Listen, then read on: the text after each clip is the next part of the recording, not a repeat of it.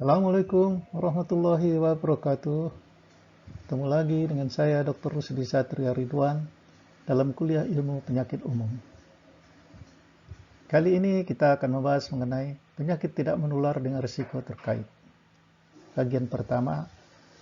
Pada bagian pertama ini kita akan melihat pola umum penyakit, apa yang dimaksud dengan penyakit menular dan penyakit tidak menular, karakteristik penyakit tidak menular, penyakit-penyakit tidak menular yang paling sering, dan tren penyakit-penyakit tidak menular secara global, serta faktor-faktor risiko penyakit tidak menular.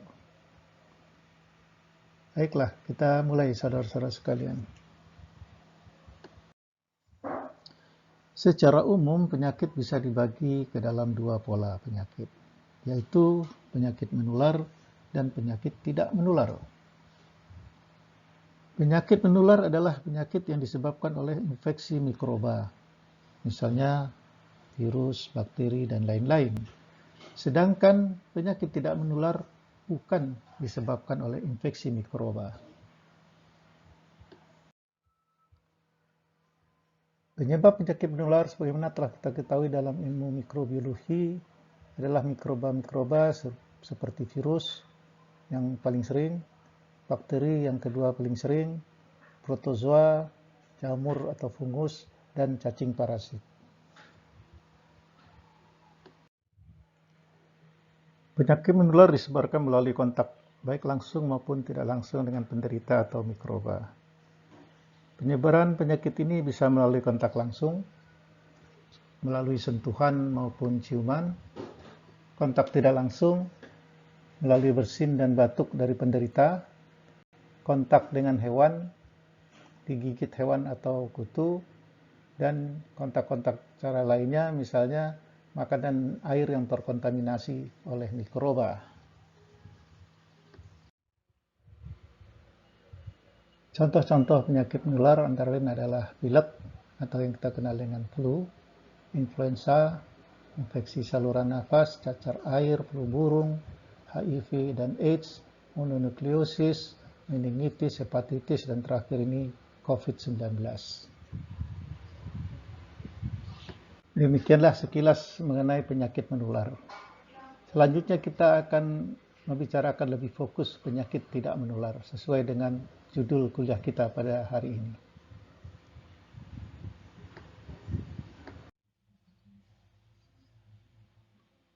Penyakit tidak menular atau bahasa Inggrisnya disebut non-communicable diseases atau disingkat NCD adalah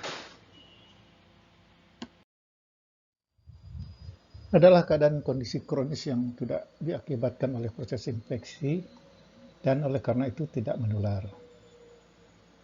Penyakit-penyakit tidak menular biasanya berlangsung dalam waktu lama dan tidak bisa sembuh secara spontan. Jarang sekali ada penyakit tidak menular yang sembuh secara lengkap.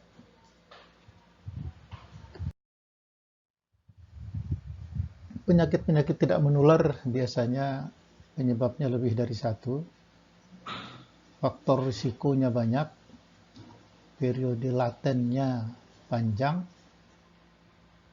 berasalnya bukan dari penularan, perjalanan penyakitnya lama, jarang ada yang sembuh sempurna, bisa menyebabkan gangguan fungsional atau cacat.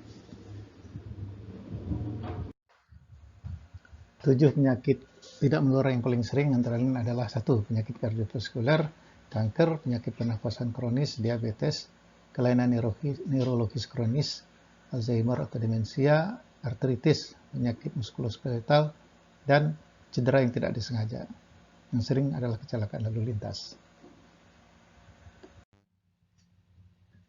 Grafik ini menunjukkan angka kematian akibat penyakit HIV/AIDS, penyakit infeksi, penyakit maternal dan perinatal, penyakit jantung dan pembuluh darah, penyakit kanker, penyakit tidak menular lainnya, dan kecelakaan.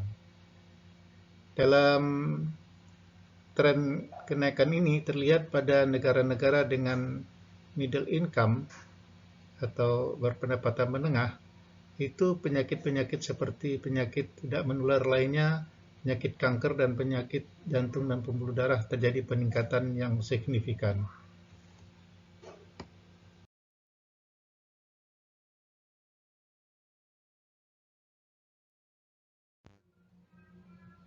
Ada beberapa faktor yang bisa menimbulkan penyakit tidak menular, seperti aspek perilaku pribadi, yaitu tergantung pengetahuan seseorang bagaimana dia bersikap terhadap suatu penyakit tidak menular. Misalnya diabetes, bagaimana dia menganggap diabetes itu, apakah dia bisa menjaga dirinya supaya tidak terkena diabetes. Yang kedua, gaya hidup. Gaya hidup seperti sekarang ini, di mana orang mulai berkurang aktivitas fisiknya, lebih banyak duduk, bermain HP, makan makanan yang mengandung lemak yang tinggi, kolesterol, dan lain sebagainya. Yang ketiga, paparan suatu lingkungan. Tergantung orang itu apakah dia bekerja di lingkungan yang tidak sehat, yang mengandung faktor-faktor yang bisa menimbulkan penyakit tertentu, dan lain sebagainya. Yang keempat, karakteristik yang diturunkan, yang terkait dengan kemungkinan kejadian penyakit tertentu, misalnya asma, diabetes, itu dikatakan ada faktor keturunannya. Yang kelima, cedera. Cedera bisa menyebabkan penyakit yang berkelanjutan.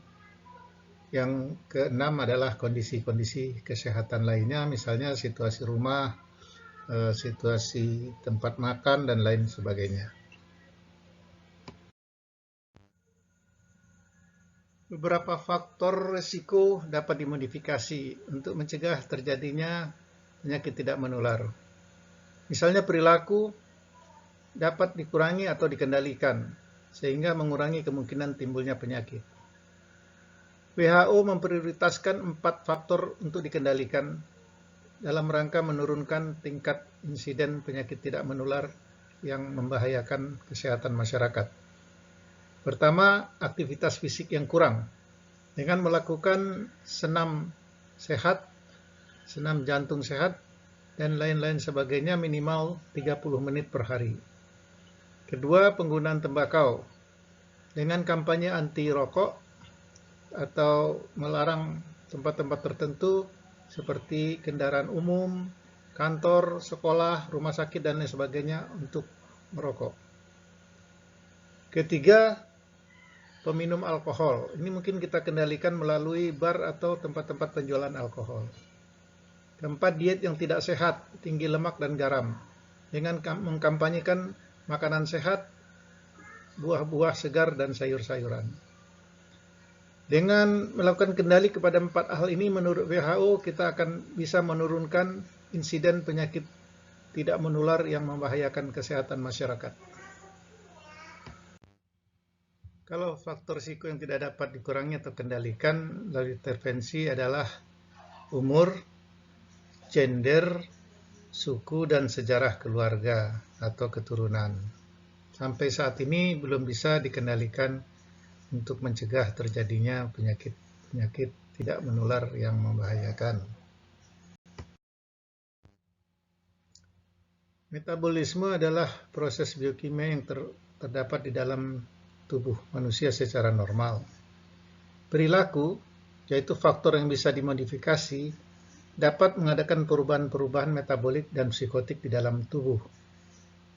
Misalnya kalau kita mengendalikan perilaku, kita bisa merubah tekanan darah, merubah kadar kolesterol total, merubah kadar gula darah, dan merubah berat badan. Dengan demikian, perilaku bisa membuat tubuh lebih sehat.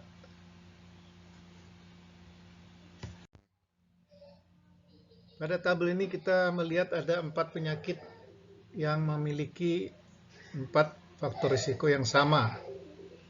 Keempatnya bisa dimodifikasi. 4 faktor risiko tersebut adalah penggunaan tembakau, diet yang tidak sehat, kegiatan fisik yang kurang, dan penggunaan alkohol berlebihan. Sedangkan 4 penyakit tersebut adalah penyakit kardiovaskuler, diabetes, kanker, dan penyakit pernafasan kronis. Dari 4 faktor risiko tersebut, hanya penggunaan tembakau yang mempengaruhi 4 penyakit secara bersama-sama. Sedangkan 3 faktor lainnya mempengaruhi 3 penyakit kardiovaskuler, diabetes, dan kanker.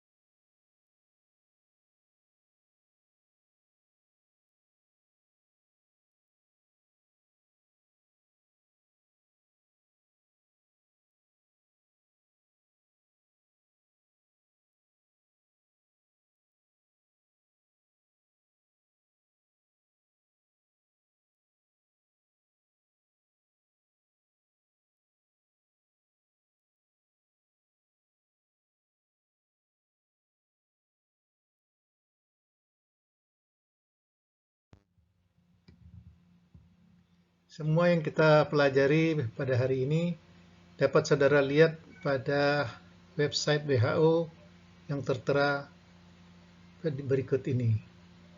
Di sini saudara akan mendapatkan data analisis daripada prioritas kesehatan global mengenai penyakit tidak menular, mortalitas, dan faktor-faktor risiko, statistik negara-negara tentang data kesehatan dan statistik untuk negara-negara yang ada di dunia. Saudara juga bisa mengakses media center fact sheet WHO sehingga saudara bisa membaca fakta-fakta kunci, gejala-gejala, faktor-faktor risiko, beban penyakit dari penyakit tidak menular dan penyakit menular di dunia.